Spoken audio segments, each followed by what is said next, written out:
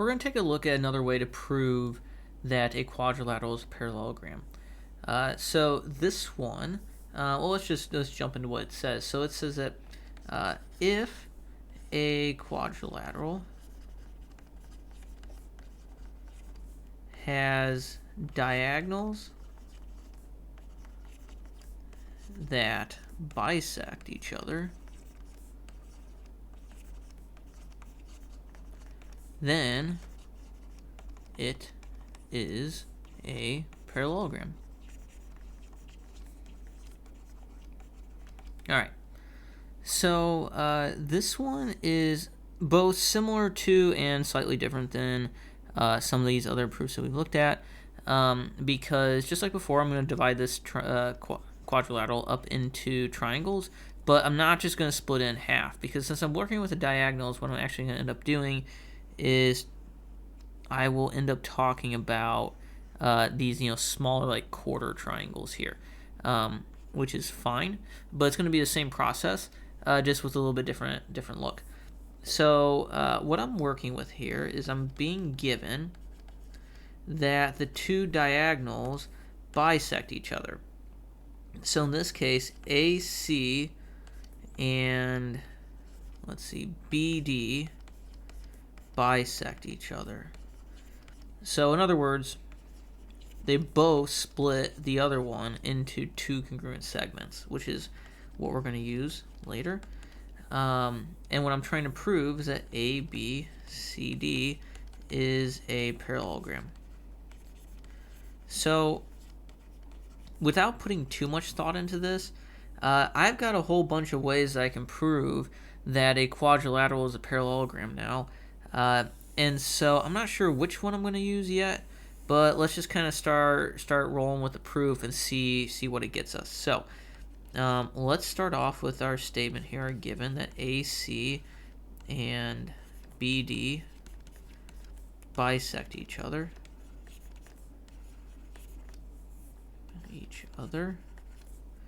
That is given. Okay, so just like before, I'm going to end up proving these triangles congruent here. So I'm going to go with the top and bottom ones. I could also go with the side to side, but whatever. I'm going to try and prove that AMB and CMB, those triangles, are congruent. And so as of right now, I don't really have much besides the fact that AC and BD bisect each other. So I'm going to start with that. Let us talk about the fact that AM and MC have to be congruent to each other. AM is congruent to MC. And the reason for that is this definition of bisectors. So a segment bisects a segment if and only if it divides it into two congruent segments.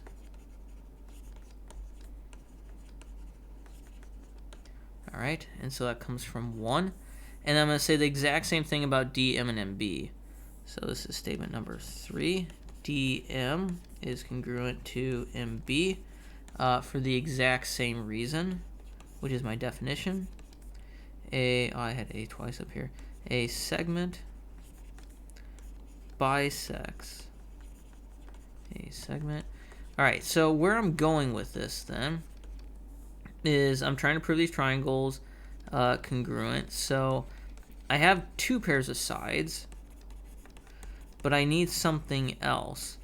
The question is what? So I can't get the other pair of sides here, unfortunately, but I can get an angle. So what I'm going to do, two congruent segments. Oh, I put an S on congruence. Oh well. I can prove these two angles congruent because they're vertical. So this is also 1. So I'm going to state that angle AMB is vertical to angle CMD, and this will be assumed from diagram.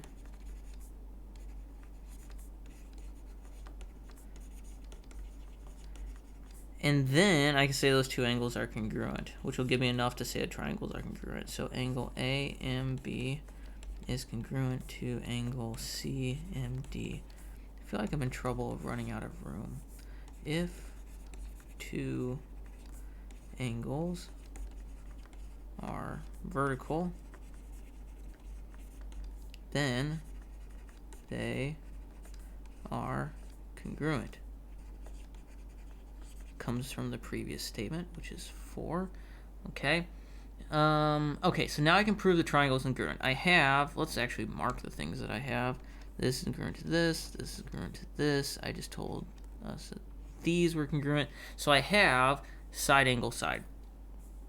I can say that statement number 6, triangle AMB is congruent to triangle AMB to CMD. And it's for side angle side.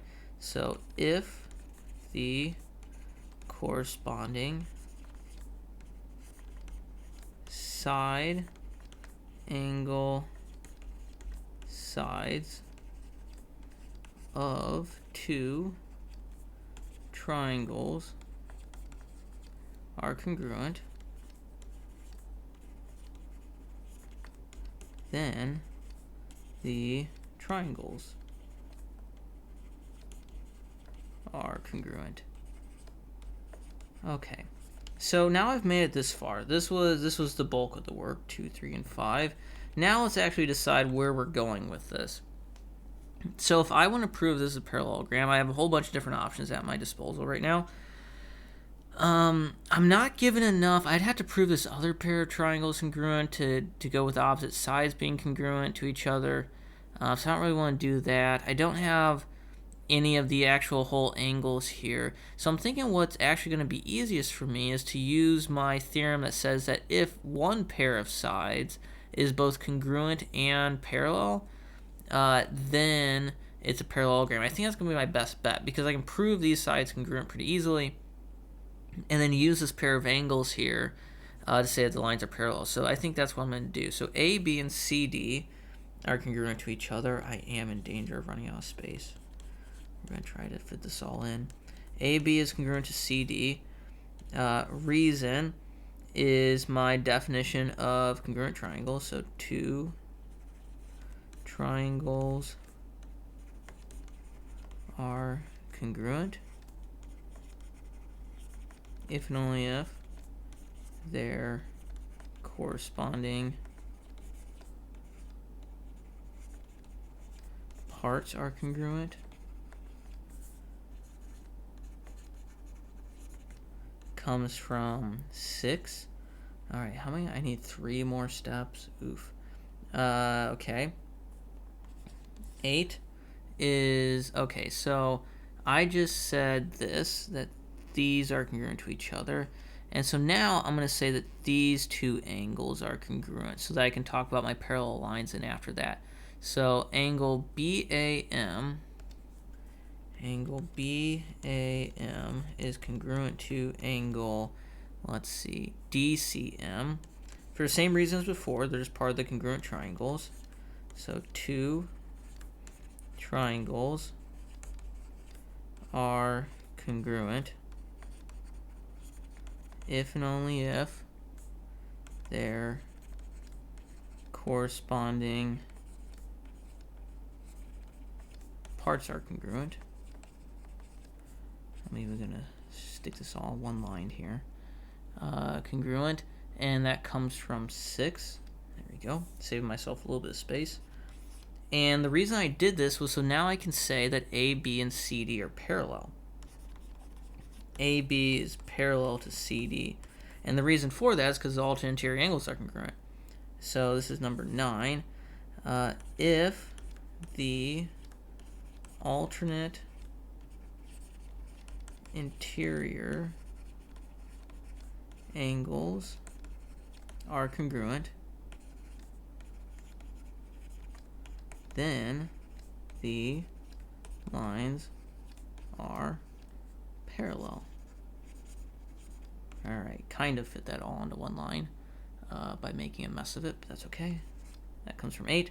And so then I can close this out. So I'm using one of my other theorems here. I'm not going to use a definition.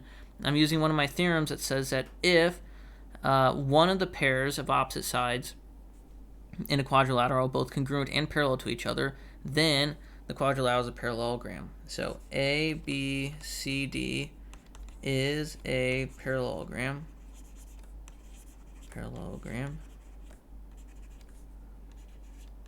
Okay. And I'm going to use my theorem. It says that if a quadrilateral has a pair of opposite sides that are both congruent and parallel,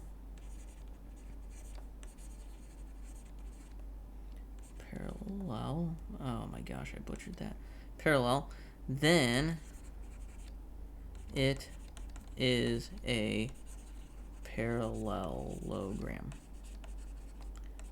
Comes from, let's see, 7 and 9.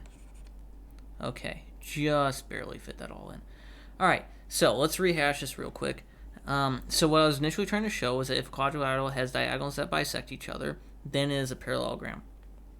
So what I did was I used the fact that these two diagonals bisect each other to prove these two triangles, the top and bottom ones, these quarter triangles, congruent to each other. Once I did that, I decided that the optimal way to prove this is a parallelogram was to use my theorem that says that if a pair of opposite sides are both congruent and parallel in a quadrilateral, then it's a parallelogram. So I used my, just corresponding parts of the triangle to say that the sides are congruent, and then I used my angles here, which are corresponding angles in a triangle, but alternate interior angles for the sides, to say that they are parallel, which would allow me then to say that the whole quadrilateral is a parallelogram. So I've got one more way now added to my list of ways I can prove that a quadrilateral is a parallelogram, and it's that it's if the diagonals bisect each other. So I can add this to my tool set of ways to prove quadrilaterals are parallelograms for future use.